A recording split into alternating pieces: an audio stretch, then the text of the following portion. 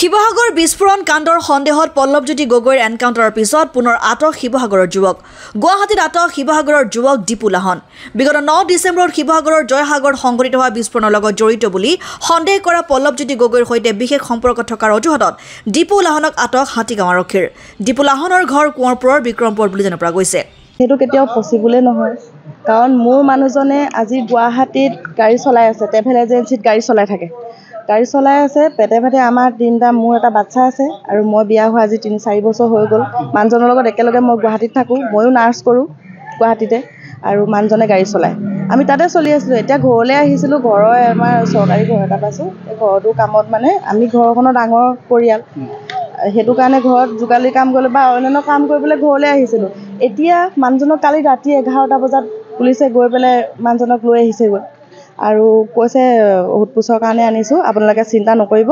আৰু ৰাতিয়ে থৈ যামহি কিন্তু ৰাতিয়ে থৈ যাম বুলি কোৱা মানুহজন এতিয়ালৈকে অহা নাই মই সেইকাৰণে বহুত চিন্তিত হৈছোঁ মানে চিন্তিত হৈ মই এতিয়া তেওঁৰ ওচৰলৈ আহিছিলোঁ আৰু তেওঁ কি ভয় কৰিছিল মই ভয় কৰিছোঁ কিয় নকৰিম ভয় কাৰণ মানুহজন নিৰ্দোষী মানুহ এজনক তেনেকৈ ৰাতি উঠাই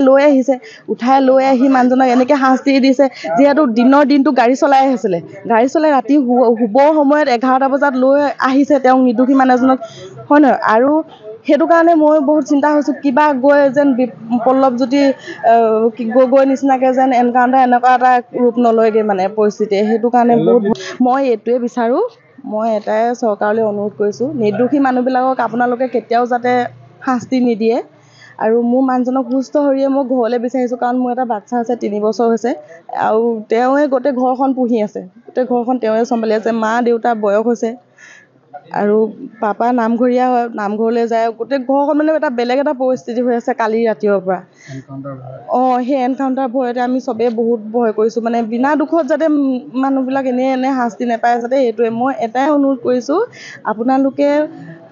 ভাবি চিন্তি যি কথা সোধপোছ কৰিবলৈ আছে কৰক মেলক ঘৰলৈ মানুহজনক সুস্থ শৰীৰে পঠাই দিয়ক মই পত্নী ফালৰ পৰা মই সেইটোৱে বিচাৰিছোঁ মানে মই